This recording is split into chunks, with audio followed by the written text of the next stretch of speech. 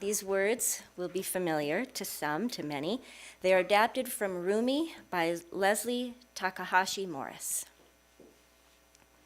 Come, come, whoever you are. Come with your hurts, your imperfections, your places that feel raw and exposed. Come, come, whoever you are. Come with your strengths that the world shudders to hold. Come with your wild imaginings of a better world. Come with your hopes that it seems no one wants to hear. Wanderer, worshiper, lover of leaving, we will make a place for you. We will build a home together. Ours is no caravan of despair. We walk together. Come, yet again, come. Great pleasure to introduce or reintroduce to us beloved people in our congregation who are going to regale us with stories and recollections of the 1970s and 1980s. Raise your hand if you remember those years. Just kidding. I had this idea that I would wear clothes, and then I realized I don't fit anymore. Anyway, it's not going to work. But I remember him. I remember him well. So Dean Conrad, Pat Conrad, Janis Cheney, or Cheney, as I think her sister says, and Steve Crane will share with us recollections from the 1970s and 1980s in this congregation. This year, you may know, we are celebrating our 65th anniversary. We did it! Here's to 65 more years plus.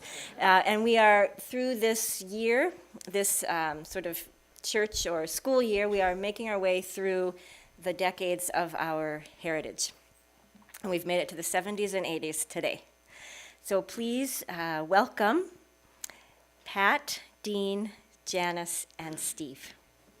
We want to thank the individuals who compiled all of the monthly church newsletters, going way back to day one, because without them, our now aging memories would have had a very difficult time putting this service together. Reading through those documents was like a trip down memory lane for both of us in terms of remembering the names of the people we interacted with and the subjects that this church was concerned with. Oh, and there was a lot of talk in those newsletters about the church budget. Lots of information about the need for additional funding. Some things never change.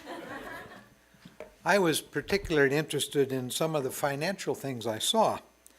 This building was built in 1958 and dedicated in 1959. We had a $19,000 mortgage on it with a local bank. In early 1970, we were several months behind on that mortgage.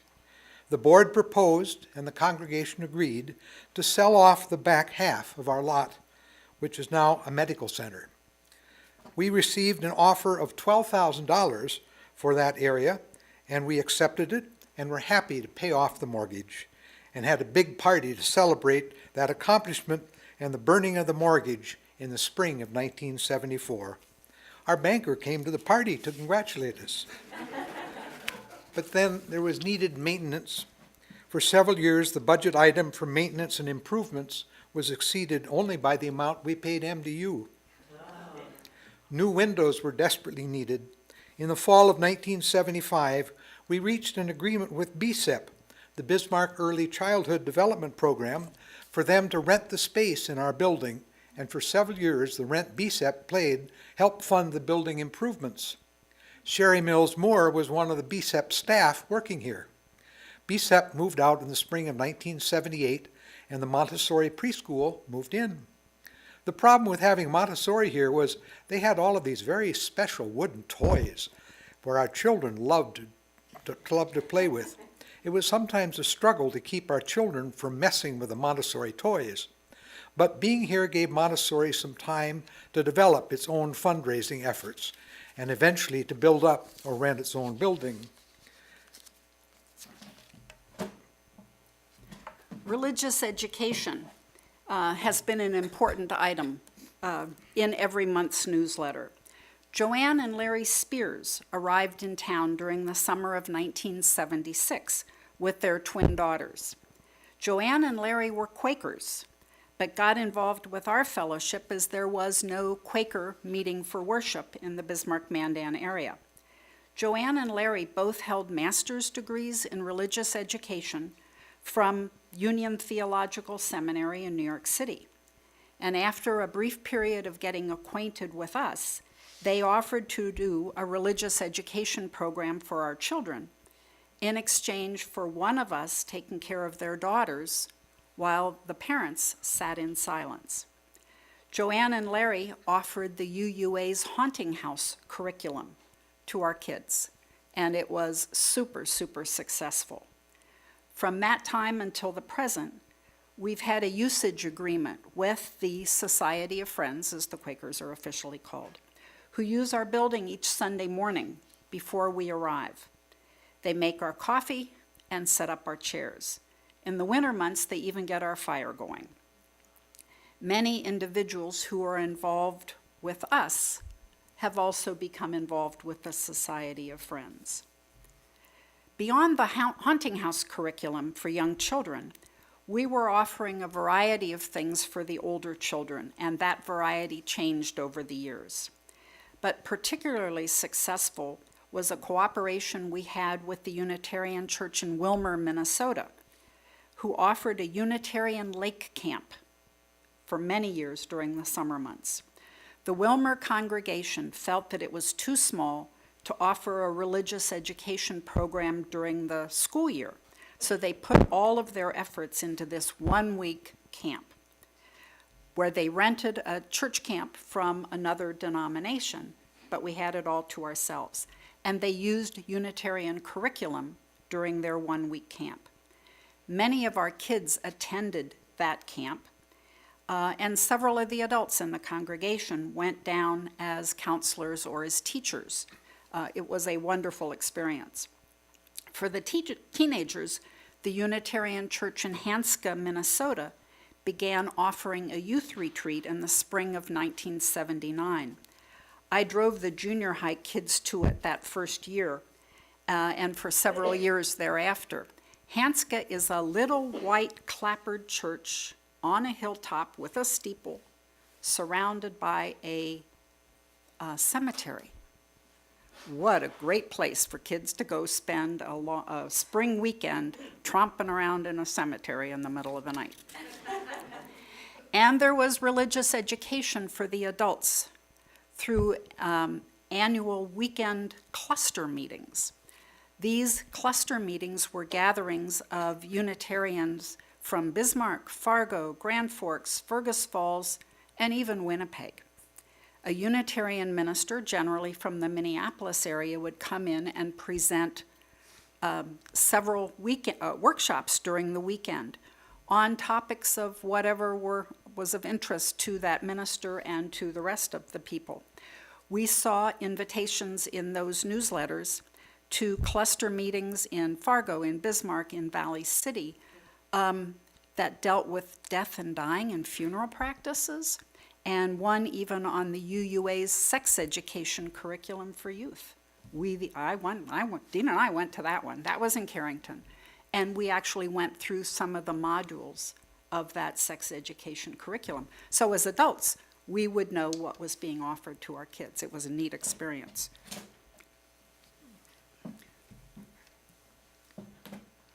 There were also Wednesday night fireside gatherings for adults to discuss a book of a topic of interest. But those gatherings seemed to peter out before the end of the 1970s. As a lay-led congregation, we reached out to a wide variety of members of the community to present our Sunday programs.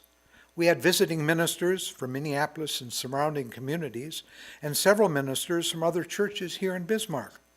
In 1976, we had an opportunity to hear from Margaret Odell, one of the few women ministers in our denomination. I found this to be of particular interest, as all of the paid ministers we've worked with over the subsequent years were women. We also had talks from people involved in energy, development, mental health, the role of women, criminal justice, and just about any topic of interest to the community. During legislative sessions, we called upon our legislators to address us on topics of interest to them. We talked about abortion as early as 1970. Actual programs were on the Common Cause, state government issues, the Bismarck-Mandan Symphony, the history of the UU, civil rights, the environment, the beginning of United Tribes, the future of TV in North Dakota, presentations by Bismarck Junior College students, life and learning in foreign countries, the Farmers Union, alcohol treatment, poetry and art, coal legislation, wildlife natural resources, the North Dakota Education Association, and individual musicians. Social action did not seem to be a real big concern for us during the 1970s. When Dean and I arrived in town, this congregation was hosting a coffee house for high school and college students in the back rooms. At that point, that back area was all one big room. It was open on Friday nights. That was a program that I believe began in like 1967. Clarence Bina and Dick Weber were particularly involved in that one. But that activity seems to have ended early in the decade of the 70s. When the fire department told us we could no longer display a live Christmas tree here, and it was a Christmas tree that we were putting mittens on to be able to give away, Cindy Wilcox, one of our members, stitched a big Christmas tree banner onto which we have been hanging caps and mittens and socks and stuff like that. We've been using that mitten tree ever since. And I hadn't even remembered it until yesterday when we were putting this stuff together. That tree is going up between services today. The mittens that we collect are given away early in January to a program for the homeless or the low income. Social events, however, were as important then as now. Instead of the circle suppers which we now hold, in the 1970s, the congregation participated in progressive dinners, where 4 families would open their homes for the entire group to come for hors d'oeuvres, salad, main course, or dessert. With a much smaller congregation then, this kind of activity was possible. And we had 3 summer picnics then, just as we do now. Something interesting about our congregation jumped out at me as I was reviewing all those old monthly newsletters. Librarians like us. 3 library directors from the Bismarck Public Library have been members of this congregation. Jim Durteen from 1970 to 1975. Christy Harms was library director from 2011 to 2013. And Christine Kuyava, who's currently one of our congregation's board members, has been our current library director since 2014. Oh, and a former director of the state library, Ruth Mann, was also one of our very active members. And finally, looking back through those old newsletters, I sensed the transient nature of both Bismarck and this congregation during the 1970s. Lots of people were here for a while, then moved away. We experienced few deaths, but lots of goodbye parties in the 1970s. As a result, this congregation did not grow very much during this decade.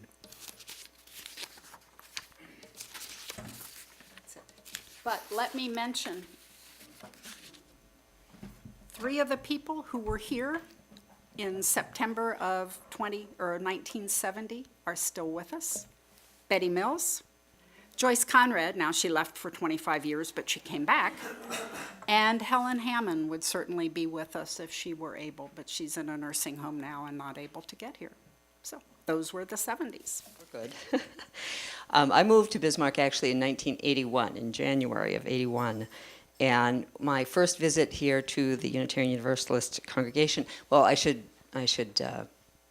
pause and say that everywhere I went, from one of my first memories of being in Bismarck during the legislative session of 1981, was sitting on the floor at Carol Jean's condo, where she still lives, doing postcards to the legislature on anti-choice resolutions. So, but pretty much everywhere I went, and had become fairly active fairly quickly because of a lot of those issues in democratic politics. People kept saying, oh, you should visit the UU, you should visit the UU. So finally, in November of 1982, I visited the UU. My mouth was wired shut at the time. I had had jaw surgery a couple of weeks before that. And I think it probably is fairly safe to say that there may be people here or other places that wish it still was. But anyway, no. The first couple of years, I think I attended fairly regularly. I know that I helped with the newsletter for a period of time, and began to kind of slowly feel my way along. The big thing that I remember first off was the hiring of our extension minister, Lucy Hitchcock. And I remember very clearly Pat Conrad coming to my apartment on, I think it was 508 East Avenue E,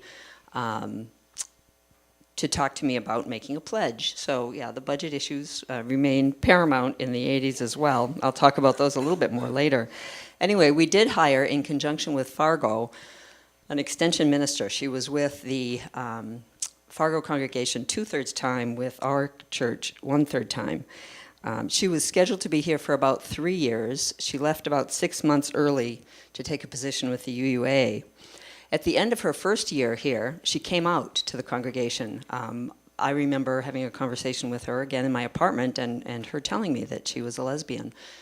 And I mean, I just said, oh, okay. I mean, it bothered me not at all. There was, however, some consternation among members of the church about the fact that she hadn't openly stated that in her application and interview process. Her explanation was that when she had done that, she hadn't been hired. So as recently as the 1980s, which I guess is actually 30 years ago, that was a significant issue for people, or could be. In any case, we had a great experience with Lucy Hitchcock. Among other things, she married Stephen and I in 1985, and I would just highlight the fact, for kind of then and now sake, that we got married when we did in 1985. I mean, we had agreed that we were engaged and were going to get married, but we got married when we did because Stephen had been laid off from his job, was on a severance package, which ran out on October 31st. So on October 31st, we got married, so he'd have insurance coverage.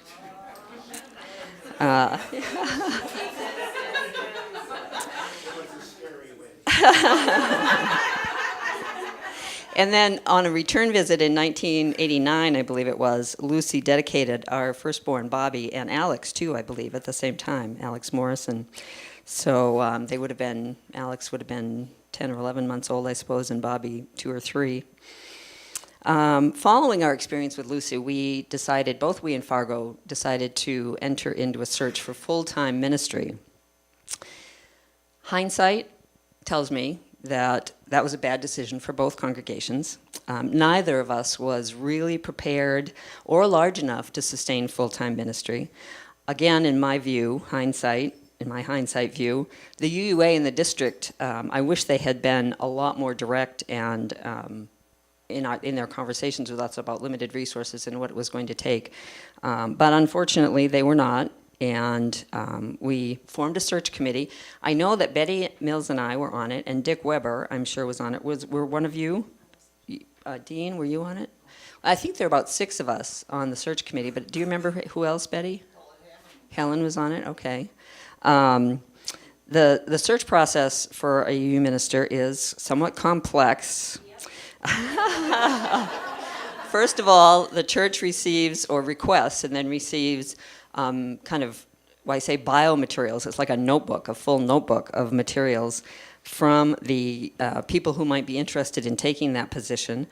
So from that, we decided who we wanted to connect with further.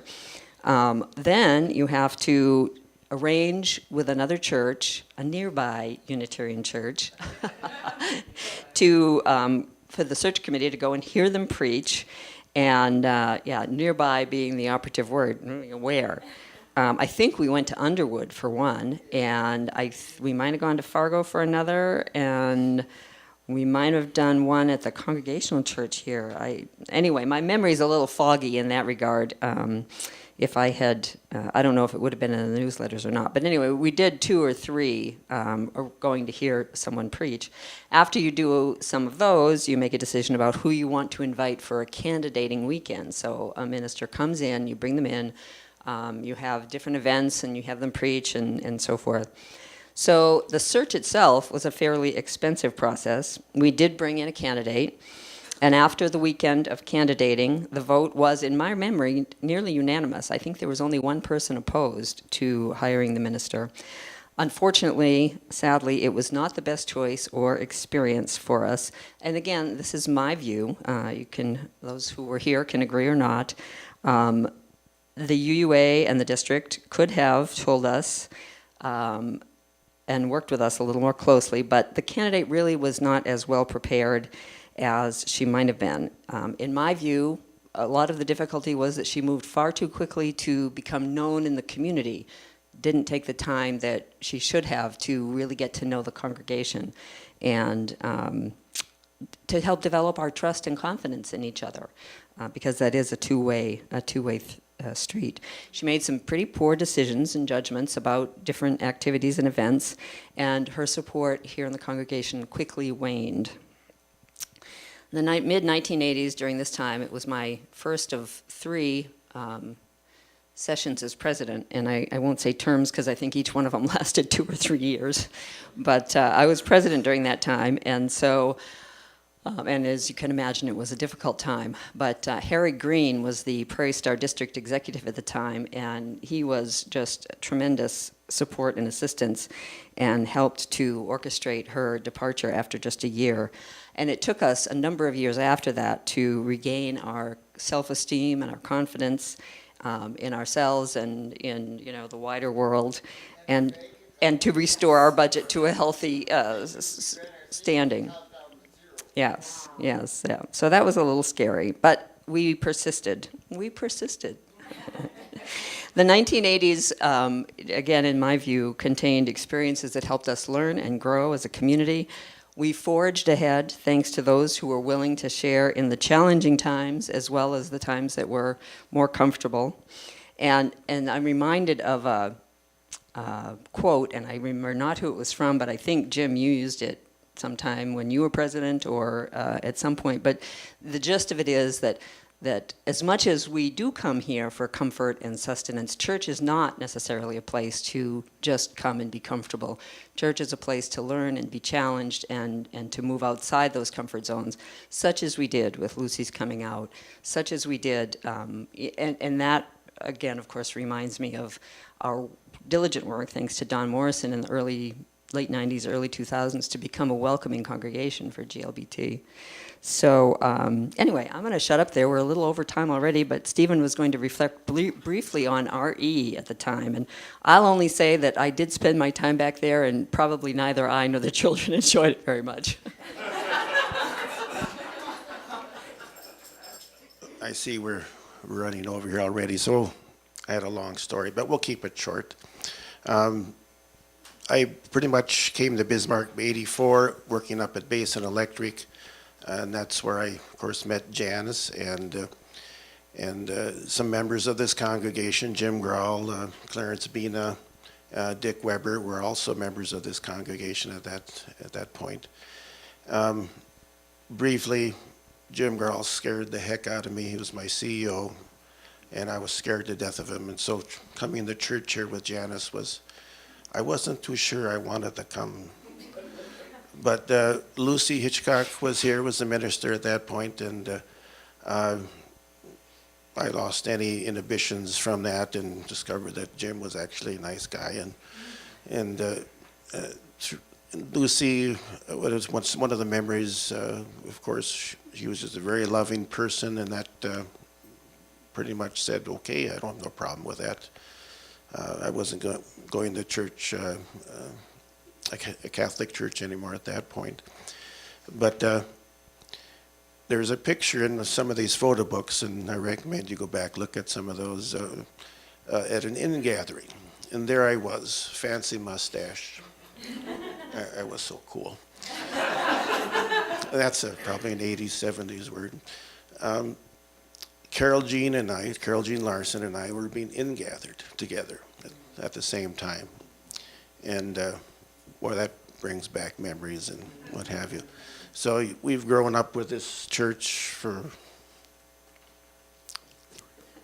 35 years, yeah. And seeing it grow and seeing it go up and down. And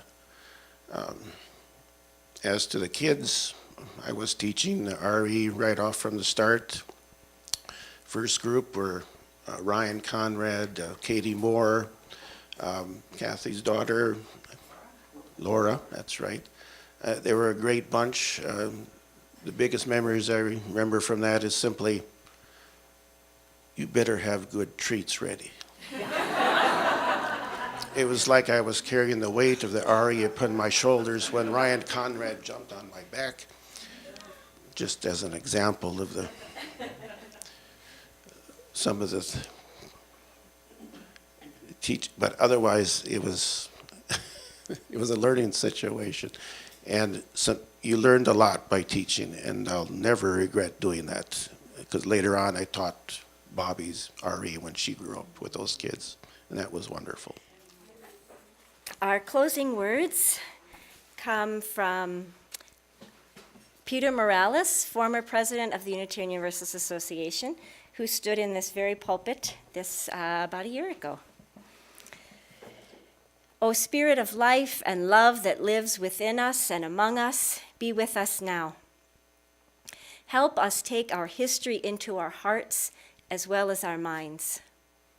Open us so that we can feel our past live in us, the joy, the disappointment, the passion, the pain, the hope. Let the past, all of it, live in the core of our being. Inspire us, embolden us. Our work is not yet done.